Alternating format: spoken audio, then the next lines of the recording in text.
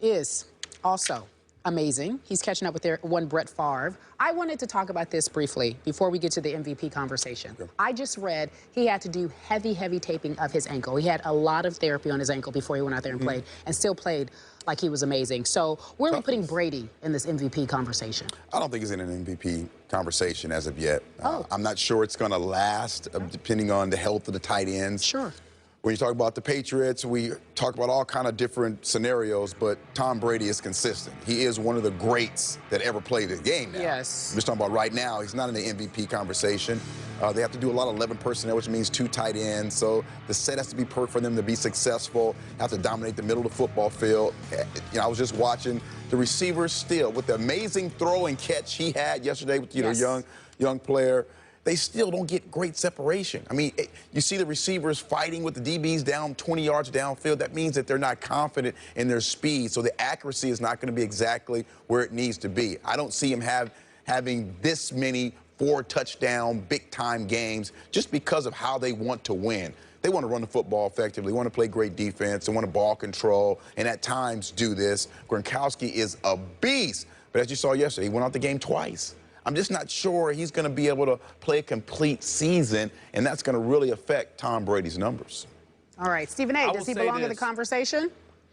Of course he belongs in a conversation because he finds a way to continue to make the New England Patriots competitive, and he deserves a lot of credit. He's Tom Brady. Is he the leading candidate or one of the top 2 or 3 candidates? No. But he's showing you that before this season is over, he may very well be in that position. Let me get to your point, Eric, about Gronkowski, though. I'll confess this. I watched some of that game yesterday, and I must admit to you that I was very uncomfortable with what the Buffalo Bills were doing. I understand that Gronkowski's a big boy. I get that. But they seem to be making a concerted effort to continue to go after his legs. Yeah. Play after play after play. And I'm just saying, I understand it's legal. This is the NFL. We get that. I know that. Please don't get me wrong. But at the same time, it's like, man, you know, it's like they know what he went through last year. They know what he's trying to overcome. And they're like, you know what, we're going to tear him down. Limb by limb, we're going to tear him down. And it's just, it was almost one of those things, you don't want to call it dirty because it's legal. But at the same time, it was one of those reasons where you almost understood where Roger Goodell was going in terms of trying to implore more safety, while at the same time resenting Roger Goodell for it, because with such a focus on the concussions and staying away from the headshots, now you're encouraging guys to go low, which justifies what we saw yesterday. I saw very few tackles where they tried to get him in the upper thigh area, the stomach area, the chest area. They were trying to take this guy's knees out from what I could see. And I was very uncomfortable watching that, Skip and Eric. Again, I'm not qualified to go further than that, but I was uncomfortable with what I saw coming from the Buffalo Bills yesterday to one of their contemporaries. Even though he's a competitor, he's an NFL player, and it disappointed me to see that. I appreciate you saying that. I agree with you. It's not head hunting of Gronkowski, it's knee hunting. And they are knee hunting. Unfortunately, right? I agree. Yes, without a doubt. Okay, back to Kerry's question. Tom Brady has to be in the MVP race now. Because 2 weeks ago, I'm going to remind you, and really to your opening point, all I heard is that Bill Belichick has failed to give Tom Brady the weapons or the protection to do anything but fail at age 37.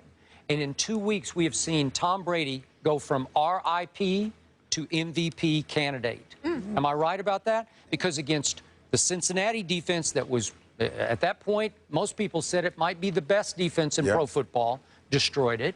And now yesterday, at Buffalo, against a division rival that was 3-2 and flying high, with the 5th best defense in allowing points, just in the second half alone, Tom Brady went 15 for 17 for almost 300 yards, 274, and 3 touchdowns, just in the second half alone. Well, if he has no weapons, if he has no one who can separate, how can you not say he hasn't risen into MVP contention, right? Because he's doing it with mirrors.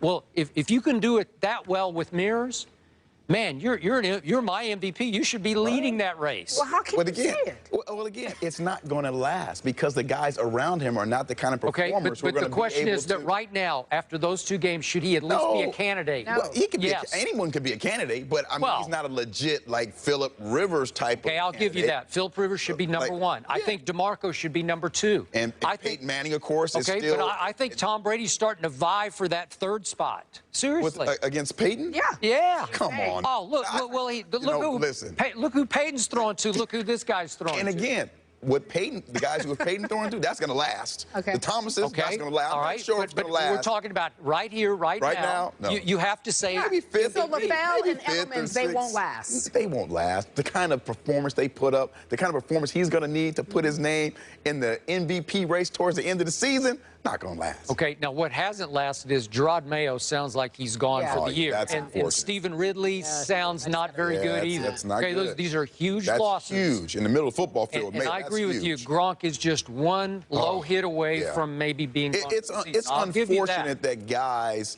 it's a different type of launching that they're doing. They're not launching at the head. They're launching right at the knee or below the knee, and that's not right. I mean, there's a way to tackle a big guy. You can wrap his knees and roll and things like that. And I agree with Stephen. I just don't agree with the way they're going about tackling Big Gronk. It's not cool. Not cool. All right. Belichick on Mayo just recently on a teleconference this morning said that they have to be prepared to move on without him. They're not for sure if they don't have him, but they're prepared. Eric Allen, we're prepared to move on without you, sadly. Oh, man. I know. I'll be back, though. All right. I'll be back in the game. For Stephen A's birthday? No. Okay. Happy birthday for tomorrow. Save it Thanks up. a lot, bro. Yeah. Love you, bro. Appreciate it, man. he's Thank wearing you. this. Same here, bro. He has to wear that Romo jersey tomorrow. He's wearing a cowboy tie Yeah. on Like his birthday? On his birthday. Oh, It's his birthday man. suit. It's his birthday And then suit. plastered all over in Philly? All of them, see? Man. I gotta wear that. I gotta wear that and the Cowboys hat too. Not good. Too bad you're going to miss it. Oh, You yeah. guys